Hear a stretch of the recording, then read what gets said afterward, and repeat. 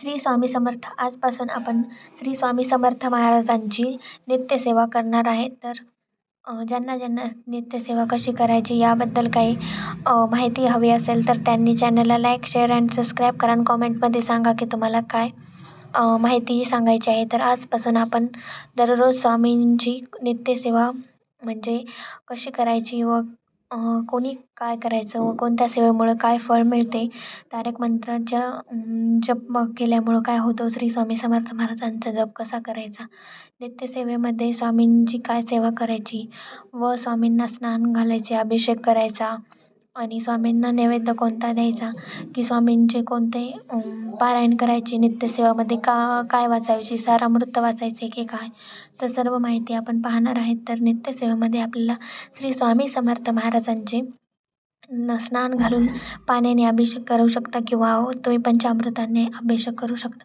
स्वामींना वस्त्र घालायचं, जर फोटो असेल तर फोटोला स्वच्छ असे पुसून आणि स्वामींना गंध वगैरे लावून ठेवायचं आहे. तर तुम्ही वस्त्र वगैरे तुमच्या म्हणजे जर तुम्ही घालणार असाल तर घालू शकता श्री स्वामी समर्थ महाराजांना. नंतर आपण नैवेद्य दाखवायचा आहे, अगरबत्ती धूप वगैरे लावून घ्यायची आहे. त्यानंतर आपल्याला श्री स्वामी समर्थ महाराजांचे जे सारामृत आहे त्याचे 1 ते 3 असे दररोजप्रमाणे 3 अध्यायाचे पठण करायचे आहे. 7 दिवसात आपले 1 पारायण होते.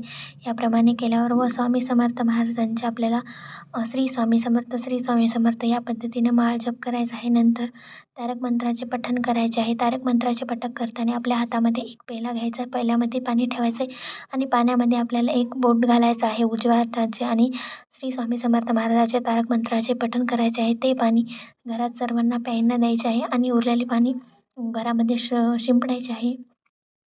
त्यामुळे आपल्या घरातील निगेटिव्ह एनर्जी वगैरे असेल तर निघून जाते. आणि श्री स्वामी समर्थ. व्हिडिओ आवडत असतात तर लाईक, शेअर अँड सबस्क्राईब. धन्यवाद. श्री स्वामी समर्थ.